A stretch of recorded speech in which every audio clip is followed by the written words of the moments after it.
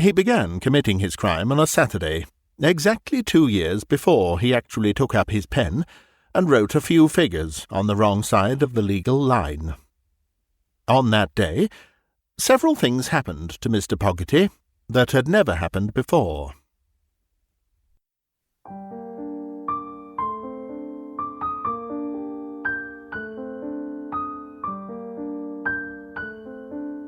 Hello and welcome to Bitesized Audio, classic, unabridged short stories. I'm your host, curator and narrator of all the stories on this channel, Simon Stanhope. Today's story is something of a rarity, dating from 1923, by a rather forgotten author, Austin J. Small, who, because he was a serving naval officer, published in Britain under the pen name Seamark.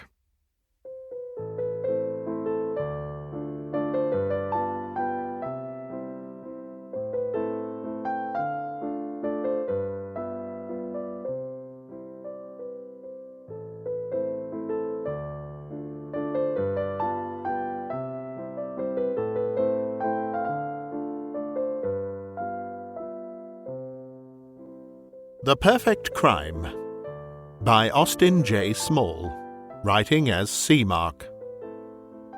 Read by Simon Stanhope. Mr. Jerrold Pogarty evolved and committed the perfect crime. The capitals are excusable, for no less a critic than the Attorney General himself, in rising to state the case for the Crown, thus described Mr. Pogarty's experiment. It was a gem, a shining example of the higher art of transgression, a crime so perfectly conceived, so scrupulously prepared, and so immaculately carried out, that it placed Mr. Jerrold Pogarty at a stroke in a high place among the world's master criminals. As a work of art it stands. The lesser lights reverence it as a guide and a model upon which to mould their own efforts. And at least one company promoter raises his hat even now, whenever the name of Pogarty is mentioned. It was the only criminal offence Mr. Pogarty ever committed in his life. He spent 2 critically delightful years in its consummation, although he could have finished the matter off in a couple of minutes, had he wished. But he preferred the years to the minutes, which is why he attained perfection. It succeeded brilliantly. And yet it failed. It failed so lamentably and so needlessly that, in the awful moment when the crash came, and the law gazed into his eyes, stark and malignant, Mr. Jerrold Pogarty laughed hysterically at the comedy of his own error. It is a disturbing, yet nevertheless unassailable fact, that every man has, at some time or another, seriously contemplated committing one really worthwhile crime, one that would place him and his family forever beyond the harassing worry of the great struggle. Where Mr. Pogarty differed, utterly and entirely, from the vast majority, was that he was one of the infinitesimal few who possessed the ability, the callousness, the courage, and the opportunity to transmute the thought into the deed. And he proceeded to do so with the same calm, orderly dignity that characterized every other action of his smooth, unruffled life. He began committing his crime on a Saturday, exactly 2 years before he actually took up his pen and wrote a few figures on the wrong side of the legal line. On that day, several things happened to Mr. Pogarty that had never happened before. To begin with, Mr. Pogarty got to the bank that morning an hour late. That had never happened before. For 20 years, 15 minutes to 10 had always seen Mr. Pogarty hanging up his hat on his own private peg. There was never more than a few seconds in it either way. Why should there be? Mr. Pogarty always caught the same train, and the bank was only 347 steps from the station. But that morning there had been a suicide on the train, and that had never happened before. Some poor half-demented creature, battered and beaten in the great struggle, and lacking one of the essentials for committing one really worthwhile job, had suddenly grasped up at a courage big enough to do the biggest job of all. Mr. Pogarty gazed at the open door. He muttered, "Dear me," and gazed dully round, as though to assure himself that the compartment really was empty.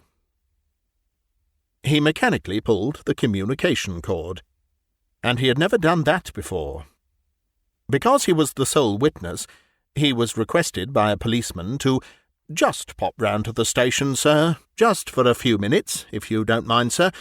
Just a mere formality, you know, sir, just to make out a proper statement, sir." Mr. Pogarty popped round to the station, by the side of a walking uniform, and that had never happened before. He discovered that policemen are a ponderously decent set of fellows, albeit nearly as much addicted to immovable routines as he was himself. They made him an hour late. They insisted on making him an hour late. They insisted on doing that as calmly and as sincerely as they apologized for so doing. He went up the bank steps slowly, passed in through a palatial temple of counters and columns, counting-houses and cash, and went into his own private office. As he closed the door, he caught the warning whisper of a junior clerk to his chum. "Shh, boys! Old Pogarty has turned up." His hat stopped halfway to the peg. Old Pogarty! He felt a cold, clammy hand sliding all over his skin. Old Pogarty! He had never heard himself called that before. For a painful moment, the power of thought slid out of his brain, and his face went tense, as though he awaited the horrific explosion of a shell he had already seen drop. Then he stared Destiny straight in the eyes, and Destiny laughed at him. He saw himself standing, bareheaded and bewildered, at the grim halfway house on the crest of the hill. It was labelled the Abattoir of Illusions, the Slaughterhouse of Dreams. Behind him, all the grand hopes, the splendid ambitions, the shining ideals of youth streamed away to a far horizon.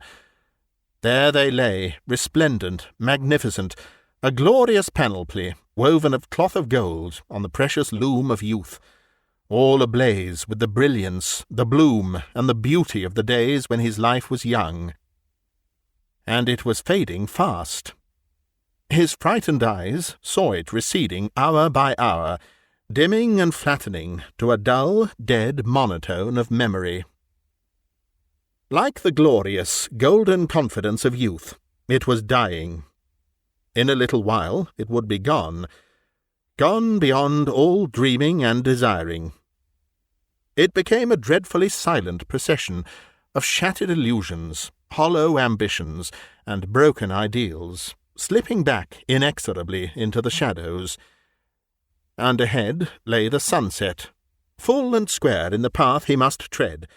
The great plain went falling away, unchecked, remorseless, to where the red embers of the dying fires lit up the journey's end. He stood, gazing wild-eyed, at the tragedy of life. And Destiny hugged itself at the spectacle, Destiny being privileged to see the funny side of the man standing in the borderland of 40. "Go to, old fool," it tittered. "What are you but old? Hair gone, teeth gone, vigour gone, digestion going, rheumatism coming.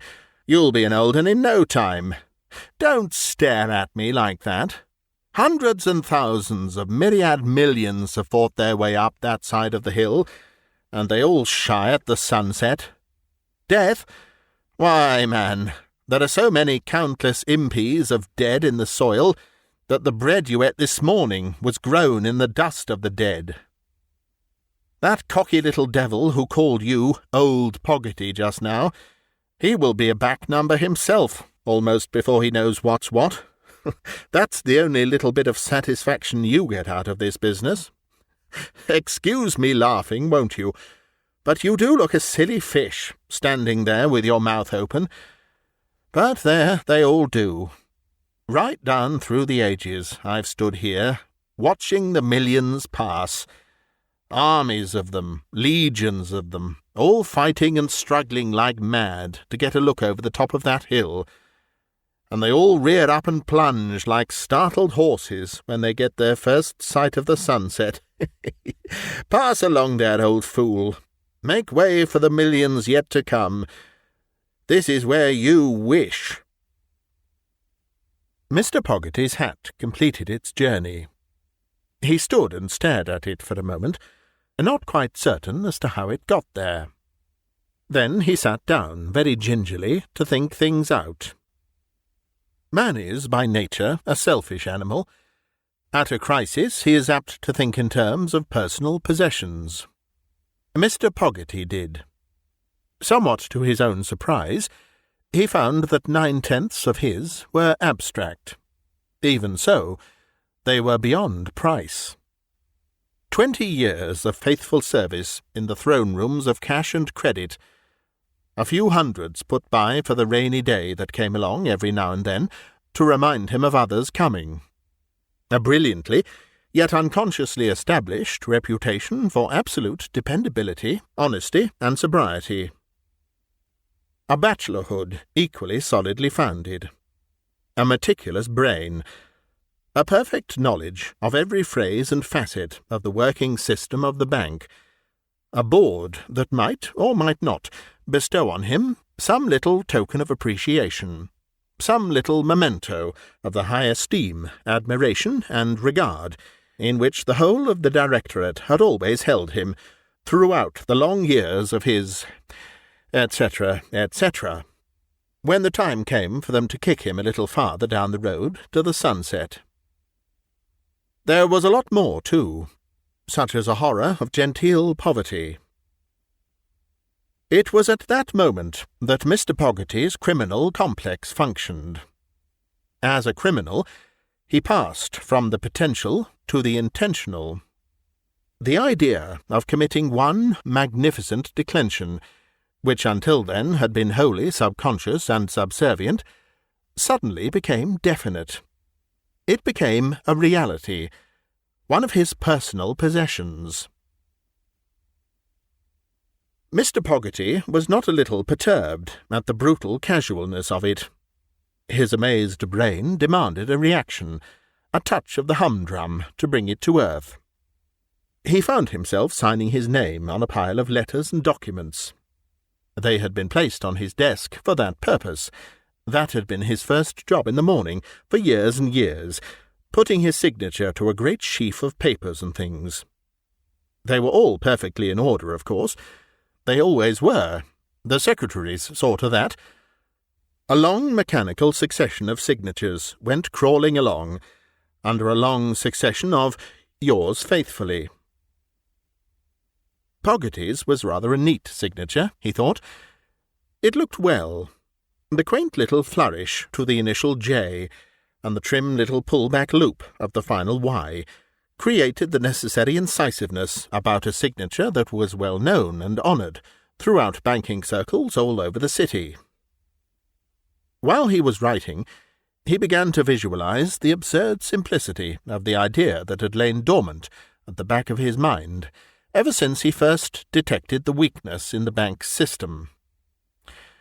No banking system can be perfect, he assured himself, for the simple reason that the final balance is struck in figures instead of actual gold weight in the opposite scale pan, and figures will always be open to jugglery. He began to toy with his idea.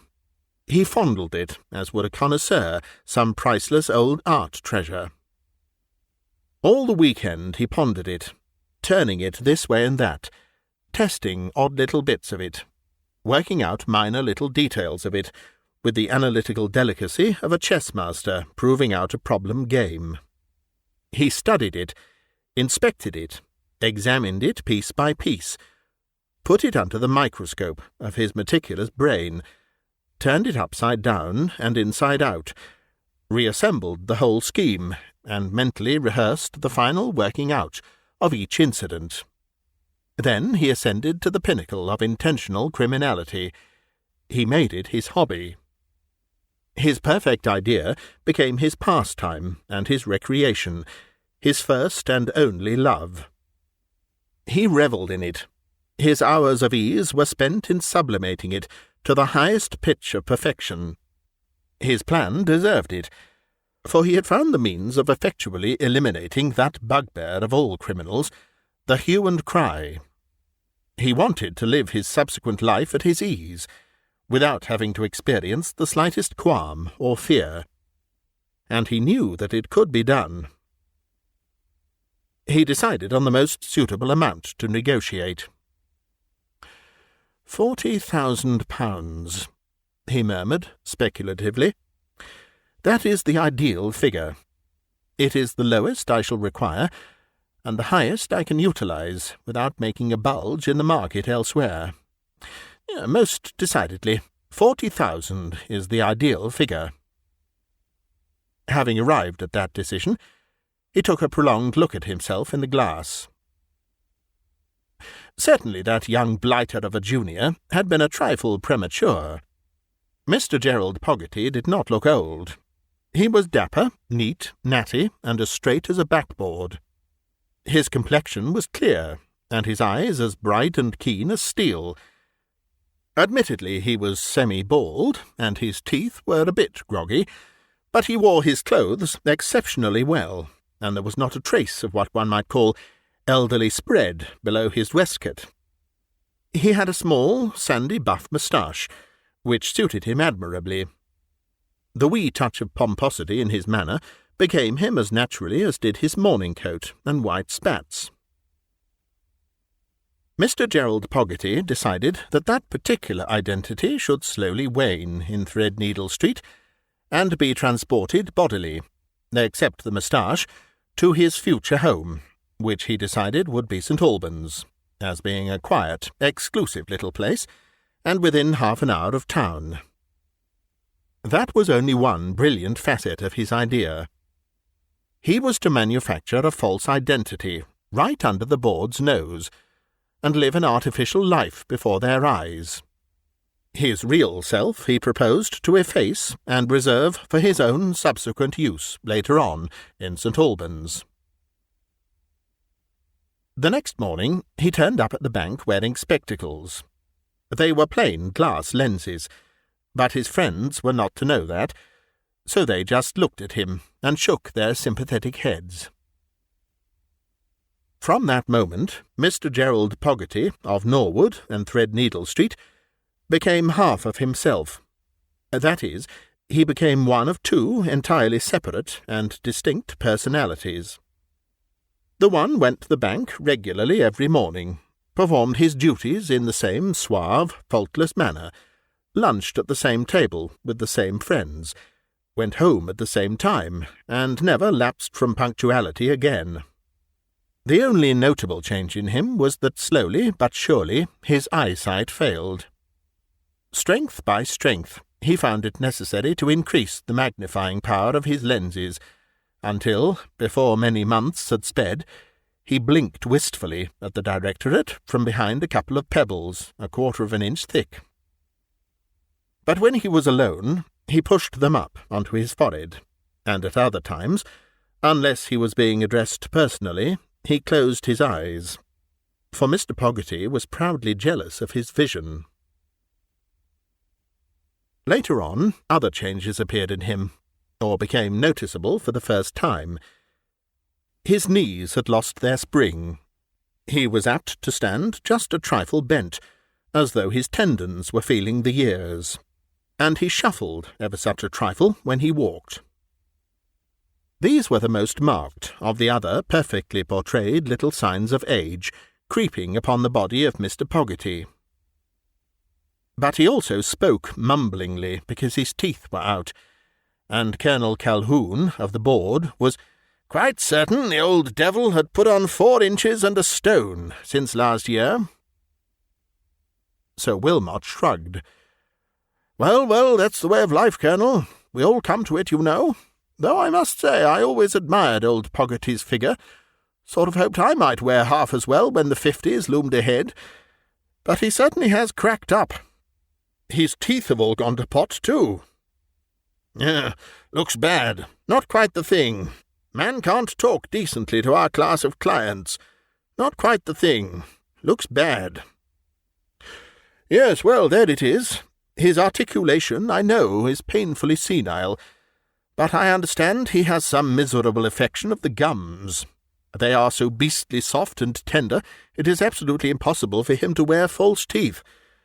Poor old boy has my sympathy, but, as you say. The other half of Mr. Jerrold Pogarty remained exactly as the real Mr. Pogarty always was. The only thing that changed in him was his name, which was Mr. Wilfrid Wilderson. He was a smart, neat, dapper little gentleman, with a delightful little place down at St. Albans. He fell quite in love with the old city. He loved its quiet peace and the tasteful tone of its residential quarters. Indeed, his one regret was that his wretchedly plebeian business imposed necessary absences upon him, for Mr. Wilfrid Wilderson was a dried fruit importer, with many business connections, at what he was pleased to call the smelly end of the Mediterranean. For 2 years, without a break, he sedulously cultivated the atmosphere of his new entity. 2 years was the lowest limit of time in which he considered he could safely accomplish the metamorphosis. He took a meticulous delight in its gradual development, while the new conception of old Pogarty as gradually materialized at the bank. Each evening, Mr. Jerrold Pogarty of Norwood and Threadneedle Street got into a first-class compartment of the fast train down from St. Albans, and half an hour later Mr. Wilfrid Wilderson of St. Albans and the smelly end of the Mediterranean got out. Towards the end of the second year, it was a very shuffling figure that got in, a figure that was over at the knees, decidedly stout, spoke with labial senility, wore a little sandy buff moustache, and bumped into piles of luggage, in spite of very strong glasses. He always got into an empty compartment, an easy task these days. On the way down, he unwound a great many swathes of very fine silk from around his person, swathes that had been added to, month by month, with studied care. He took off his sandy buff moustache, discarded his pebble glasses, inserted a double set of very perfect false teeth, squared his shoulders, straightened his knees, and dapper little Mr. Wilfrid Wilderson got out. In St. Albans he established his own perfectly regulated menage. He paid his rent, rates, and taxes there, had a bank account there, posted letters and circulars to himself there, called himself up now and then on the telephone, and on several occasions telegraphed to himself to go in a hurry to the smelly end of the Mediterranean. He entertained his own little circle of friends there, and was entertained in return. He was barbered and tailored and haberdashed there, and registered his vote in the council elections. He wrote letters to the local press, and prevailed upon Inspector Gorrell of the local police to keep his eye on his little place during his necessary absences. Inspector Gorrell liked him very much indeed. "A very nice old party," he declared in the mess-room. "We could do with a few more like him in the city. Gave me a tenner for the fund, with all the pleasure in the world, he did. 'What's that, my dear Gorrell?' he says. 'The police orphanage? Most decidedly I will give you something. Mustn't let the little kiddies suffer, must we? I'd like to make it more, but this wretched Smyrna business has played the deuce with dried fruit,' he says. 'I think I shall make it an annual subscription. Come along and see me every year,' he says, and handed me over a tenner, as though it was no more than a tanner. Good old sport. Dried fruits, is he? Yes, travels a goodish deal where that stuff grows. That's why he has to go away sometimes. But he says he is retiring very soon, and maybe will settle down here permanently." He always stayed in St. Albans overnight, and had breakfast about 8 o'clock. His housekeeper was a quiet, staid old soul, who superintended such matters for him with comfortable care. Except at weekends, he never troubled her again till after tea. He had friends in Harpenden, Luton, Hitchin, Watford, and all the little country towns around, whom he was frequently visiting. His housekeeper could testify to that. But after breakfasting, Mr. Wilfrid Wilderson did not go out paying duty calls. He caught the 9 o'clock fast train to St. Pancras, en route for Threadneedle Street, and a day's labour that was an absolute model of dignified propriety. He took a very real delight in perfecting his two personalities. They lived in his heart as completely as a masterpiece lives in the soul of an artist. Throughout the long course of the 2 years, he applied himself with infinite care to the detection of weaknesses or possibilities of improvements in his plan. Thus, one day it appeared that old Pogarty's hearing was not what it used to be. He had developed an annoying habit of saying, "Eh?" with his hand behind his ear when juniors spoke to him, and "I beg your pardon," when addressed by the board. That came about after overhearing a chance remark of Gorrell's to the station sergeant. "Eyes like an hawk, and ears like a pointer, he has," whispered that gentleman, with proprietary pride, when Wilderson stopped him in the street to give him another subscription to the police orphanage fund. He saw in the remark yet another opportunity of creating another alibi of contrast, and so Mr. Jerrold Pogarty began going deaf. He had moved from his flat at Norwood to a comfortable hotel in the neighbourhood, so that his sudden change of habits should give no cause for comment. Night after night, and month after month, he made the trip to St. Albans with unfailing regularity. On quarter days, and at the end of the financial year, when the bank worked at high pressure until far into the night, Mr. Wilderson was called away to the smelly end of the Mediterranean.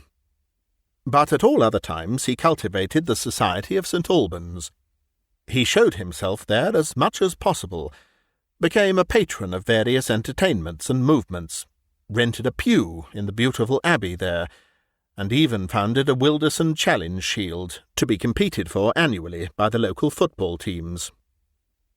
Thus, with elegant care and effortless skill, he established 1,000 witnesses at one end of the line who could swear on oath that Mr. Wilfrid Wilderson, smart, dapper, alert little Mr. Wilfrid Wilderson, had been an honoured and respected citizen of St. Albans for at least 2 years, to their definite knowledge, and that he hadn't left the town for months on end, while at the other end almost as many were quite convinced that poor old Pogarty, who, alas, was failing fast, had discharged his skilled and arduous duties faithfully and well at the bank for as long as they could remember.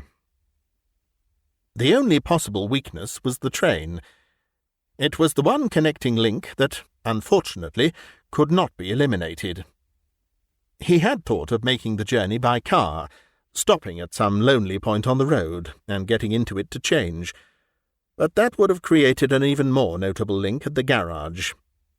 Furthermore, it would necessitate his learning to drive a car, an expedient which, at his time of life, would be indiscreet, to say the least.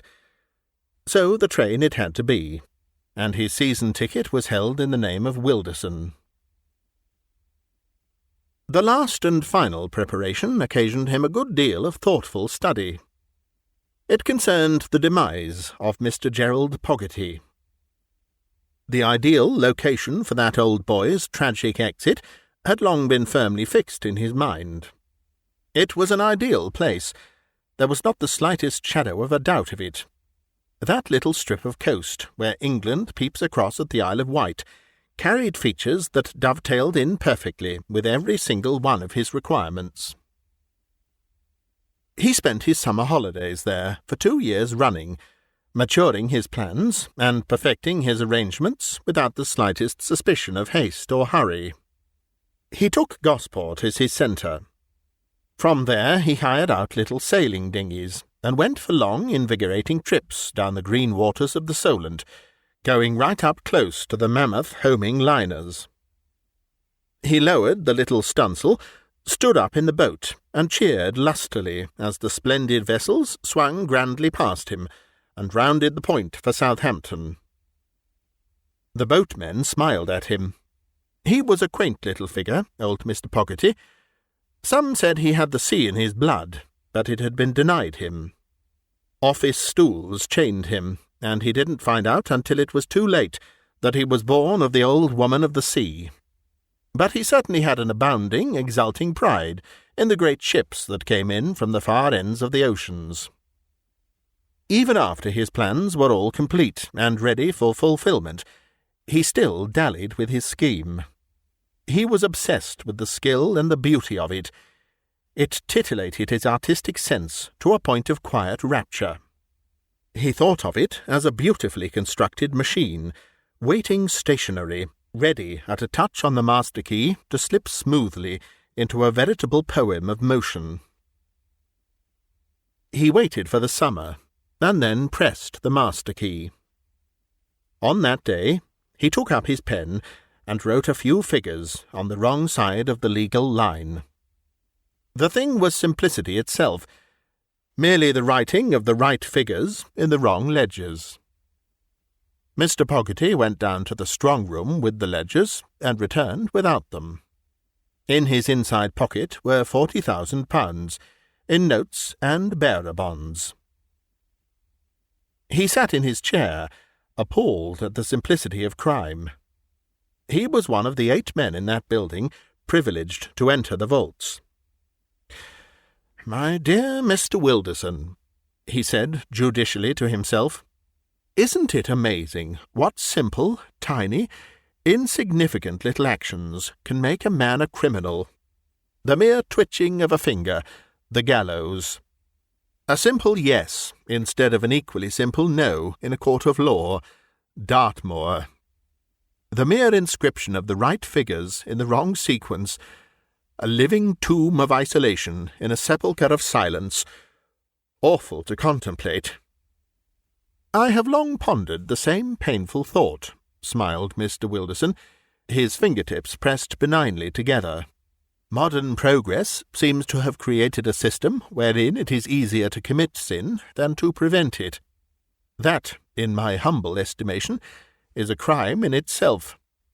Think, it is easier to commit a murder or perjury, or to steal £40,000, than it is to do something really normal, like getting married or having a tooth out.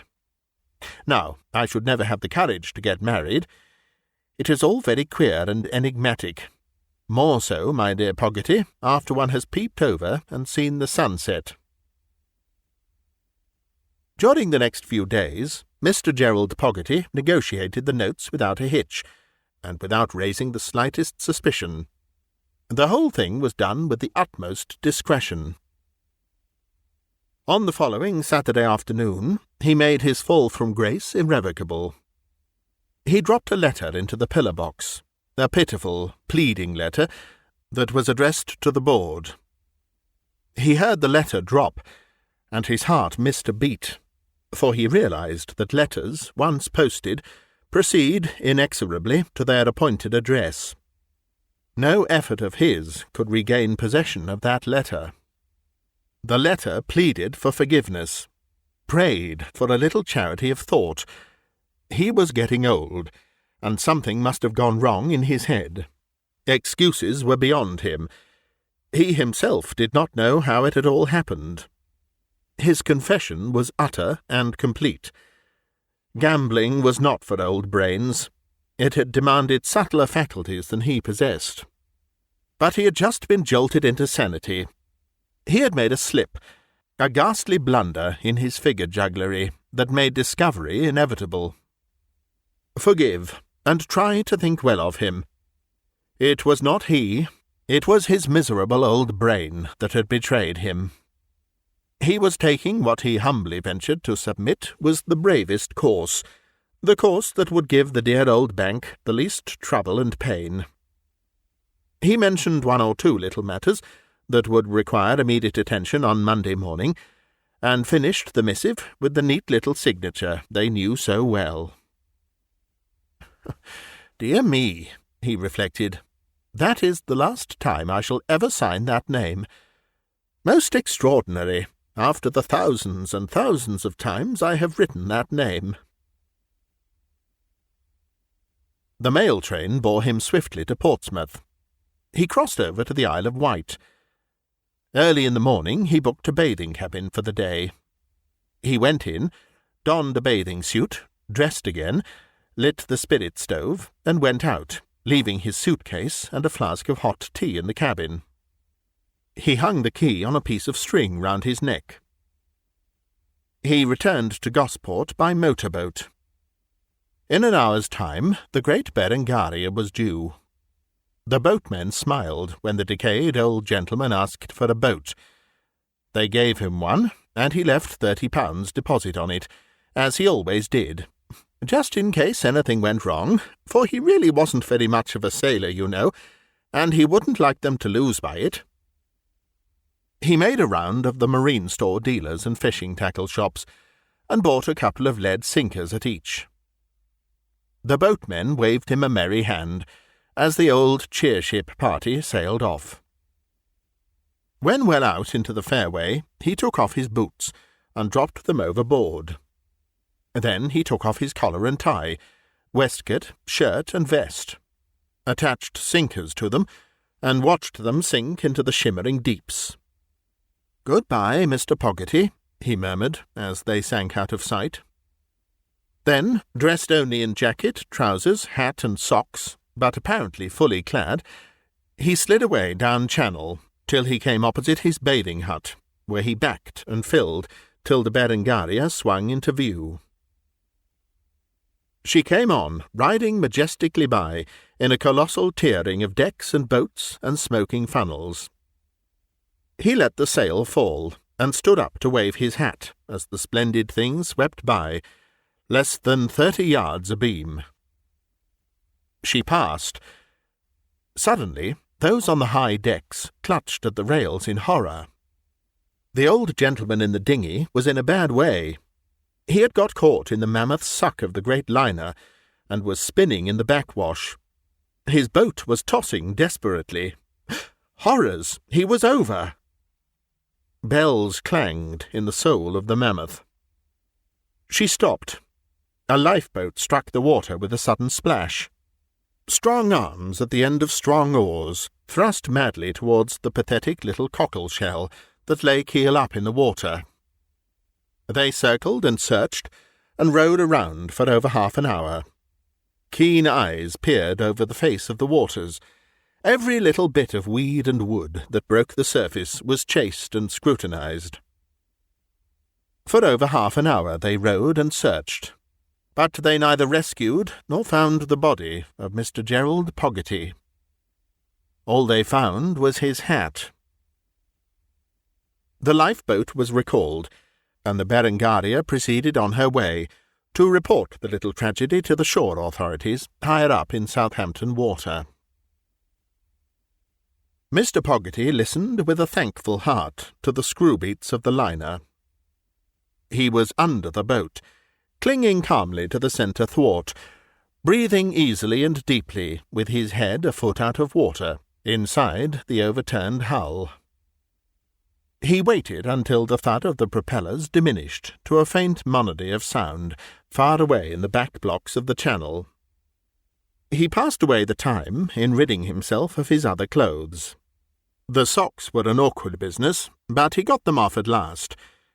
He dropped a lead sinker in each, tied them together at the tops, and let them go. The trousers and jacket went down with the remainder of the weights in the pockets. He tore the little sandy-buff moustache to shreds and put them in his mouth. He unfastened the swimming belt from the centre thwart and adjusted it. Then he dived out from under the hull. Once well away from the boat, he ejected the moustache and turned all his attentions towards the Isle of Wight shore, half a mile away. It took him nearly 2 hours, with long and frequent rests, and he was chilled to the bone by the time he was mingling with the Sunday afternoon crowd bathing from the beach. It was an intense effort of willpower, but he stayed in among them for another 10 minutes, before edging in towards the sands. He emerged, in his bathing suit, a quiet, normal holiday-maker, coming in after a pleasant afternoon's swim. He went into his hut, his whole body one vast ache of weary coldness. He almost fainted with the violence of the reaction of the heated interior of the hut. He collapsed on a chair and rested, sipping hot tea from the flask, to get the biting flavour of the sea-water off his palate. After a vigorous toweling, he dressed. There was every mortal thing he wanted in the suitcase, right down to hair pomade, cash, and the Sunday paper, and a telescope. Through the glass he saw that the Berengaria had lost little time in reporting the accident. A clutter of small boats jostled about round the overturned craft, but they never found the poor old chap's body. He must have sunk like a log, they said. Mr. Wilfrid Wilderson, immaculately dressed, gay and debonair, went out onto the beach, mixed with the crowd, and read his paper. He returned his bathing hut key, and after a couple of days' delightful sauntering round Cowes and Ryde, went back to St. Albans. Not until he got into the train at Portsmouth did the reaction set in. He trembled like an aspen. But it was the trembling of a great and thrilling pride at the beauty of the thing he had done. Not only had he succeeded magnificently, the Monday and Tuesday morning papers told him how perfect that success had been, but he had smacked destiny's face. Boldly, openly, and flatly, he had landed fair and square on its jeering cheek. In St. Albans he entered into the fullness of his desires. On the fruits of the perfect crime, he lived as he had always longed to live, the life of a perfect gentleman in an aura of utter bliss and contentment. Mr. Jerrold Pogarty was dead and forgotten. Mr. Wilfrid Wilderson continued his calm, orderly way without a qualm or a tremor. The weeks and the months slipped by. They passed on the oiled wheels of delectable pleasure and tasteful ease. He retired from business and settled down permanently in St. Albans. He withdrew the name of Wilfrid Wilderson Limited from the various trade directories in which it had appeared for over 2 years. He bought a beautiful car to run him up to town whenever he felt that way inclined. He had a very natural aversion to the railway. He presented his challenge shield when the winter drew into the spring, and he celebrated his definite retirement from business by giving Gorrell an extra contribution to the orphanage fund. Inspector Gorrell was delighted.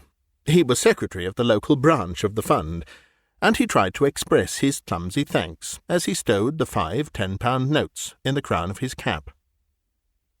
Mr. Wilfrid Wilderson signed the subscription list and smilingly pushed it across to him. "Please don't thank me, Inspector," he murmured. "I am sincerely pleased to be able to be of any little assistance. The police are a jolly fine set of fellows, and I'm delighted to help you in any little way in my humble power. Besides which, the orphanage is a very worthy—" He broke off and stared at the inspector. Gorrell, white-faced and almost nervous, was standing over him with a pair of terrible-looking handcuffs in his fingers. "What on earth? What is the matter, Inspector?" stammered Wilderson. "Sorry I am, sir," muttered Gorrell apologetically. For the life of him, he couldn't help that sir. But, what? Look!" Gorrell held out the subscription list with a shaking hand. Wilderson looked, and looked again. He began to laugh hysterically. Mr. Wilfrid Wilderson had signed the wrong name.